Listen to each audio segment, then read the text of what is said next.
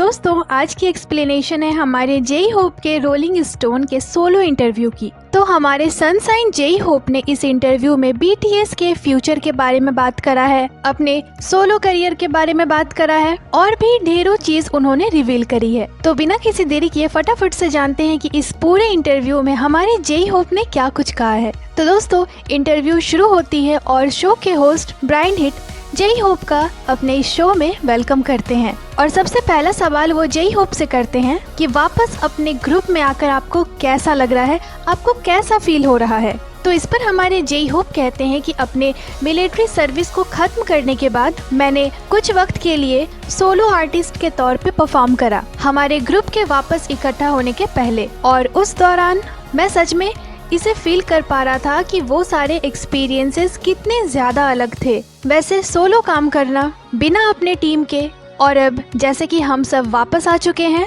तो मेरे परफॉर्मेंस में जो भी कमियां रह जाती है बाकी सारे मेंबर्स मिलकर उसे पूरा कर देते हैं। और कई मायनों में मुझे ये रियलाइज हुआ कि हम लोग 7 लोग क्यों हैं। मेरा कहने का मतलब ये था कि हर पर्सन अपना काम कर रहा था बहुत ही शानदार तरीके से।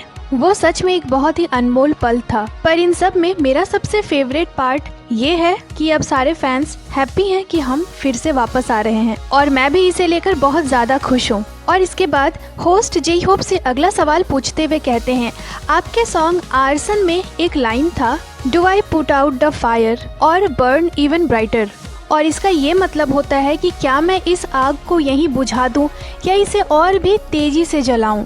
होस्ट, ये एक बहुत बड़ा सवाल लगता है आपके करियर के लिए और बीटीएस के करियर के लिए भी, और ये आरएम के बातों से भी बहुत ज़्यादा मिलता जुलता है जैसे उन्होंने डिसबैंड के बारे में कहा था, पर अल्टीमेटली उन्होंने डिसाइड किया इसे फिर से आगे बढ़ाने का। तो ये लिरिक्स कितना ज़्यादा कनेक्टेड है आपकी लाइफ में। तो जेई होप कहते हैं, जब मैं इस सॉन्ग को 2022 में लिख रहा था तो इसे लिखने के दौरान मैं जो भी इमोशंस फील करता था उन सब को मैंने इसमें डाल दिया इसकी लिरिक्स में। उन दिनों मैं बहुत ज्यादा परेशान रहता था। मैं सोचता था क्या इतना लव और अटेंशन मिलना वाकई एक अच्छी बात है।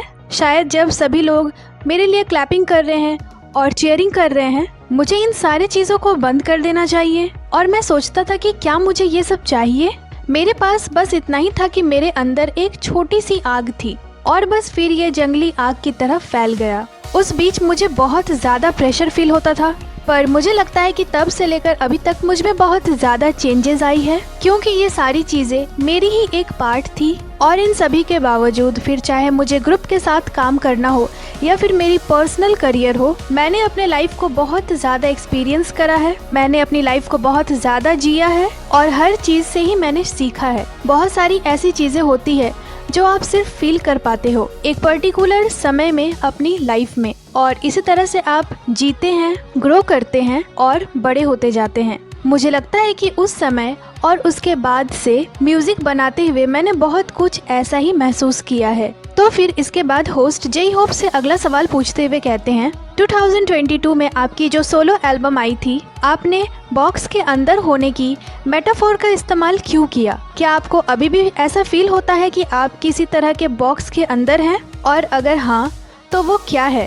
किस तरह का है? तो इस पर हमारे जेई होप कहते हैं, पहले मुझे ऐसा फील होता था कि मैं ना इसी तरह के सांचे में स्टक होकर पड़ा हुआ हूँ जिसने मुझे अपनी इच्छा अनुसार खुद को खुलकर एक्सप्रेस करने से रोक रखा है। तो मैं उस सांचे को तोड़कर और दुनिया के सामने अपनी असली पहचान और उस सारे म्यूजिक के साथ कदम रखना चाहता था जिसे कि मैं आपके साथ शेयर करना चाहता था। इसीलिए मैंने jack in the box metaphor को बहुत ज्यादा यूज करा और मुझे लगता है कि वो एक परफेक्ट मेटाफोर था उस वक्त के लिए। पर अब जैसे कि मैंने अब अपने खुद के बहुत सारे म्यूजिक बनाए हैं और खुद को चैलेंज भी करा है, तो अब मैं ये नहीं कह सकता कि मैं अब किसी बॉक्स में हूँ। अब मैं ये सोचता हूँ अब मैं क्या बना सकता हूँ, क्योंकि अब मैं बॉक्स के बाहर हूँ। और एक्चुअली हमारी जो ये सॉन्ग थी ना, हमारी जो ये म्यूजिक थी, इसकी जो ओरिजिनल स्टोरी थी वो पेंडोरा बॉक्स से ही आई थी। तो इस स्टोरी में हुआ ये था, सारी बुराई बाहर आ जाती है जब उसने उस बॉक्स को खोला था, पर जैसे ही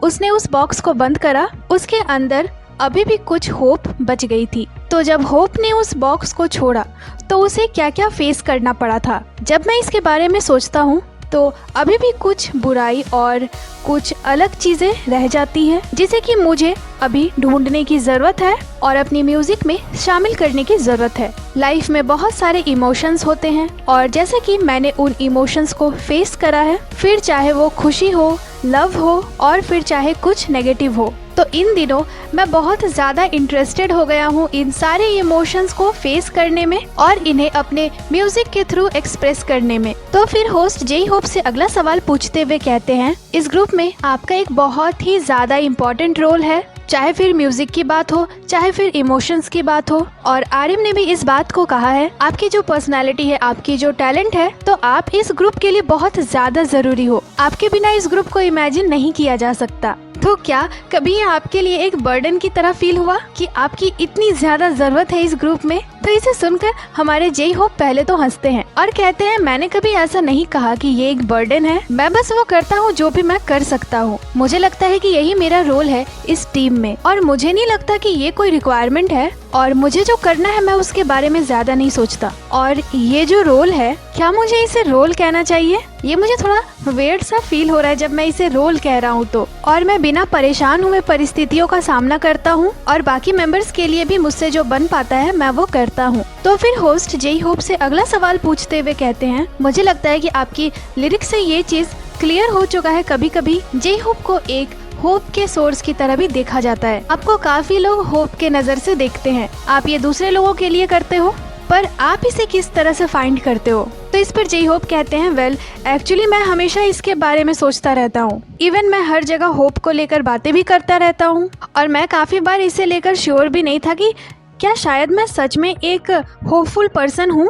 सच तो ये है कि ये सारी चीज आपके मानसिकता पे ही निर्भर करता है। मुझे ये जेई होप नाम मिलने से पहले क्या मैं हमेशा से एक ब्राइट, पॉजिटिव और होपफुल पर्सन था? तो बिल्कुल, मेरी पर्सनैलिटी बहुत ही ज्यादा जिंदा दिल थी, लेकिन तब मैं उस होप वाले नेचर या ऐसी किसी भी चीज को लेकर जुनूनी नहीं था। ये कुछ ऐसा है कि इस नाम ने मुझे वो बनाया जो मैं हूँ और लाइफ में मुझे जो जगह मिली उसी ने मुझे वो बनाया जो मैं आज हूँ। एक बार जब मुझे ये नाम मिला तो मैंने खुद से ये बात कही थी कि मुझे इस रिस्पॉन्सिबिलिटी को लेनी ही होगी इस नाम के लिए जो मैं अपने साथ लेकर चल रहा हूँ। और एक बार जब मैंने ऐसा सोचना शुरू करा तो मेरे अंदर ना कुछ चेंज हुआ था। मैं हर जगह होप की तलाश करने लगा। तो मैं बाकियों से भी इसके बारे में अच्छे से कहता हूँ कि अगर आप अपने माइंडसेट यानी मानसिकता को बदलोगे तो सच में आपको होप जरूर मिलेगी। मैं हमेशा खुद को ये चीज याद दिलाता हूँ कि यू आर जेई होप और आप अभी जहाँ हो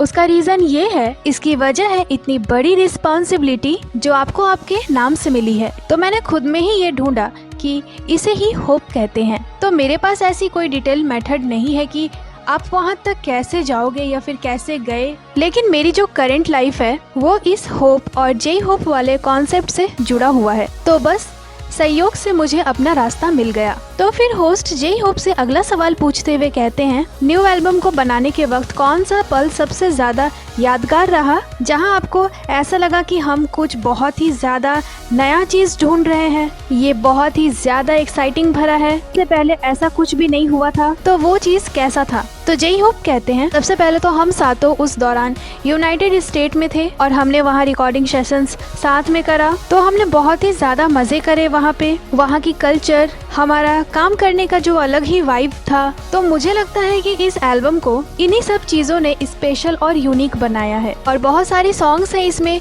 जो खुद में ही बहुत ही ज्यादा अलग है, हमारे पहले के काम से तो अलग ही है। तो यही सारी प्रोसेस थी जिससे कि ये एल्बम इतनी ज्यादा शाइनी बनी। एक साथ ट्रैवल करना म्यूजिक बनाने के लिए इन्हीं सारी चीजों ने हमारे नए साइड को हमें दिखाया है। तो फिर होस्ट जेई होप से अगला सवाल पूछते हैं, आपकी जो अभी न्यू सॉन्ग्स आई है तो उसमें रोमांस के बारे में लिखना कैसा था और वहाँ तक पहुँचने के लिए आपके मन में क्या बदलाव आए थे? तो इस पर जेई होप पहले तो थोड़ा सोचते हैं और फिर कहते हैं, मुझे ऐसा फील हुआ कि जो लव और रोमांस आप अपने 30s में फील करते हो वो आपके 20s के लव और रोमांस से बिल्कुल ही अलग है और पर्सनल एक्सपीरियंस से परे भी मैं इसके बारे में और ज्यादा गहराई से सोचने लगता हूँ। ऑफ कोर्स जो लोग मुझसे ओल्ड हैं मुझसे बड़े हैं, उन्हें ये चीज थोड़ी क्यूट लगती होगी, लेकिन मैं अभी जो महसूस कर रहा हूँ वो ये है कि मुझे भावनात्मक विषयों को और ज्यादा सावधानी और सतर्कता से संभालना चाहिए। और वास्तव में इसने मुझे प्यार के बारे में और ज्यादा खुलकर बोलने की आज़ादी दी। और मुझे रियलाइज हुआ कि जैसा जैसा टाइम बीतता है, लव की जो कॉन्सेप्ट है वो और ज्यादा रिफाइंड होती जाती है। तो फिर होस्ट कहते हैं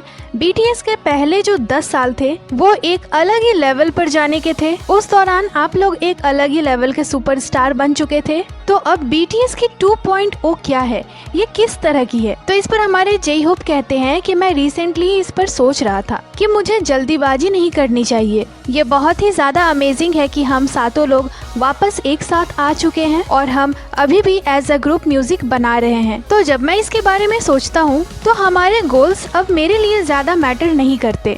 हम सातों इस मोमेंट में हैं और हम सातों साथ में बहुत ही ज़्यादा फन कर रहे हैं। जब तक हम इन भावनाओं को बरकरार रखते हुए आगे बढ़ते रहेंगे तो हम नेचुरली ही सारी चीज़ें कंप्लीट करते रहेंगे। तो बहुत बड़े ड्रीम देखने के बजाय मैं बस फन करना चाहता हूँ, ग्रुप के साथ म्यूजिक बनाना और आने वाले कई सालों तक एक दूसरे और अपने फैंस के साथ अपने इस लविंग रिलेशनशिप को और ज्यादा अच्छा बनाने के लिए हम ये करते रहेंगे। यही मेरा एक लौता गोल है और मेरा होप है, मुझे बस यही चाहिए। और इसके बाद होस्ट जे होप का रोलिंग स्टोन में आने के लिए थैंक यू बोलते हैं और बस ये इंटरव्यू यहीं पे खत्म हो जाती है। दोस्तों, हमारे सनशाइन जे होप की बातें बहुत ही ज्यादा गहरी है। उन्होंने हर एक सवाल का बहुत ही ज्यादा स्पष्टता से जवाब दिया है। सारे सवालों को उन्होंने बहुत ही ज्यादा अच्छे से समझाते हुए जवाब दिया है और उनकी बातें भी उन्हीं की तरह बहुत ही ज्यादा खास है।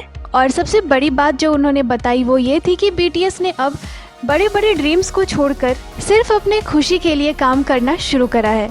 अब वो सिर्फ अपने खुशी और आर्मीज की खुशी के लिए काम कर रहे हैं, जो कि सच में आर्मीज के लिए बहुत ही ज़्यादा बड़ी बात है। बाकी ये एक्सप्लेनेशन आपको कैसी लगी हमें कमेंट कर ज़रूर ही बताइएगा और जल्द ही आपसे मिलते हैं एक नई एक्सप्लेनेशन के साथ।